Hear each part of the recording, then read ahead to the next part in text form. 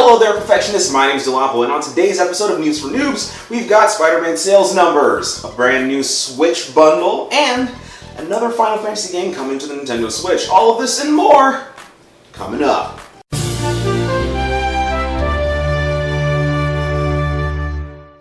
Welcome to News for Noobs, a show dedicated to keeping you caught up with everything going on in the video game wilderness as efficiently as possible. Now, I'm very excited about today's news stories, guys, so let's get started. So here's the thing no one would have ever guessed. People like Spider-Man. The newest game developed by Insomniac Games by the same name has garnered quite a bit of attention since its release. So much so that it actually placed #1 on the UK sales charts. Now, hold on. Let's be real. It's a new video game, and so it should be. But what makes this debut so good, however, is that this title is actually the biggest debut on an individual format since Call of Duty World War II came to the PS4. And that's dictated by Chart Track.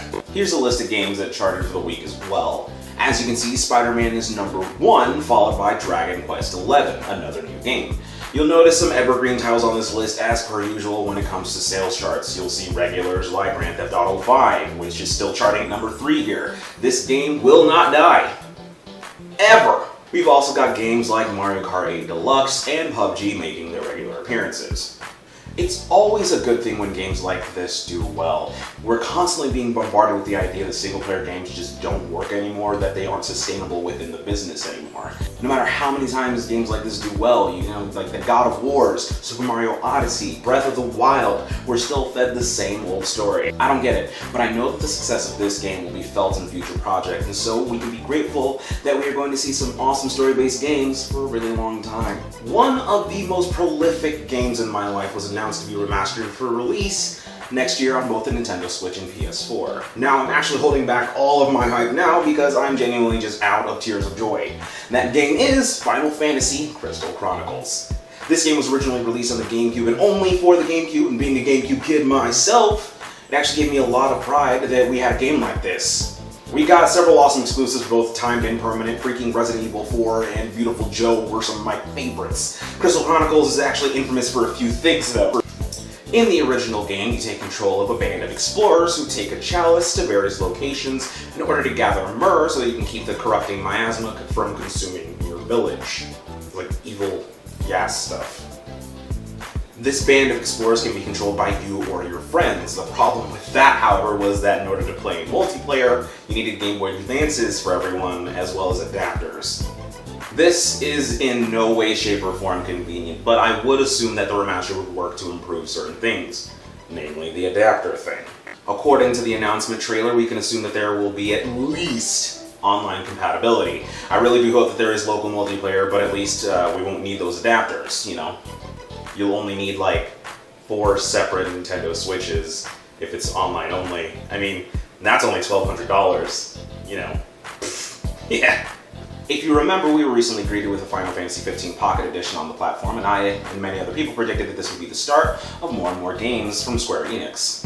I personally love the idea of more Final Fantasy coming to Nintendo, but I think it could go even further. I think that other Square published games could come over as well. I'm talking Kingdom Hearts, Deus Ex, Hitman, and even Tomb Raider. Yeah, Tomb Raider. All of these would definitely lend a hand in expanding the variety available on the console.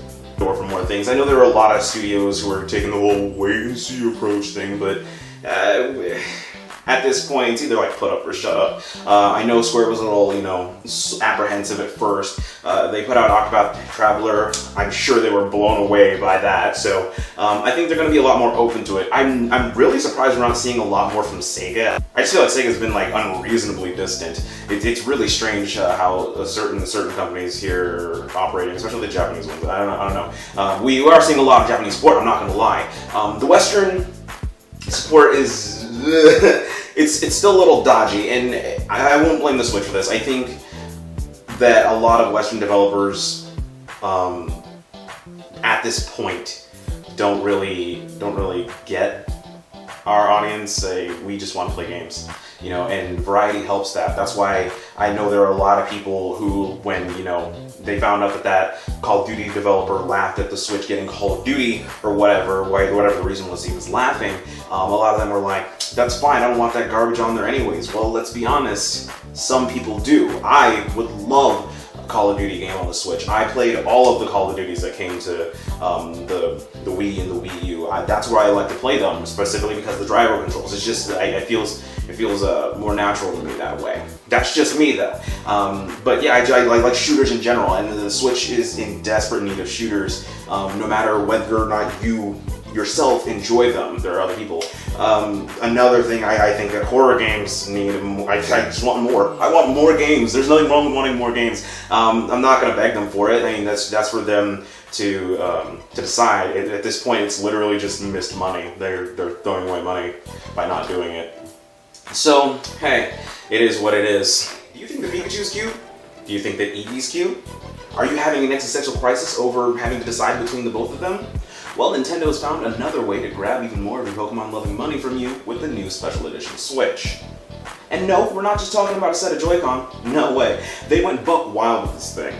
This Switch is part of a new bundle for the upcoming Pokemon game that will be dropping November 16th. This bundle includes everything you see here. You get a choice of either Pokemon Let's Go Pikachu or Eevee, the Switch itself, a themed dock, and Pokeball controller. I, for one, am going to be staying away from this one. Personally, that junk doesn't even match and it'd drive me crazy. What's more, I already own like 2 Switches, so I'm at my quota. But I do think it's really cool to see this type of Switch. I mean, there's so much here. It's wild. I'd love to see another similarly done thing for Metroid next year. No matter what anyone thinks, I think that Nintendo still has a heart for Samus, and I think they know audiences have a heart for her too. Despite Metroid games never doing like Mario numbers. There are a lot of franchises like that though. More likely though, I could probably see like an Animal Crossing themed one. Who knows? What franchise would you like to see given a special edition Switch? Let me know. Ali Kabani, better known as Myth, is one of the most popular Fortnite streamers on Twitch along with Ninja. He is well known for being one of the best builders in the game as well as establishing the building meta that many pro players still use today. But it seems as though being a very popular streamer does not mean it's all chug jugs and bounce pads.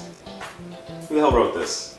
No, seriously, what is this joke? According to the man himself, Myth has stated that his performance in his games have been scaling down due to overwhelming toxicity that he's received constantly from his Twitch chat. It was especially bad on September 6th when Ninja decided to host him. It got to a point where Myth had to make a statement on Twitter saying that if this keeps happening, he's either going to have to not read his chat at all or not have to stream his matches. He received a lot of mixed reception from his fans, some of which said that they watch Myth to become better players, while others are saying that he's not, good. In the end, we have to remember that these are people. They are humans with emotions like everyone else. So there isn't a need for all of this. That's the side of me that doesn't work on the internet talking. The other side is that when you come into this field, you also accept the fact that there are going to be people here that simply just want to watch the world burn. They have no interest in creating positive energy and at all, and they relish in the misery of others. And it'd be so easy for me to just say brush it off and be done with it, but I have always believed that in times like these, you must brace yourself and behave for the way the world is first and foremost, and not the way the world should be. Change comes with time, and this applies here as well. I don't watch Myth myself, but I know that some of his outbursts due to frustration as an audience, can be really, bad. But I sympathize still. I understand. Stay strong, my friend. And lastly, a little story to warm your hearts. If you follow Nintendo's Twitter account, then you know that a Nintendo Direct recently was announced and then canceled following an earthquake and typhoon. Due to this earthquake, many people in Hokkaido, the northern island of Japan, lost power.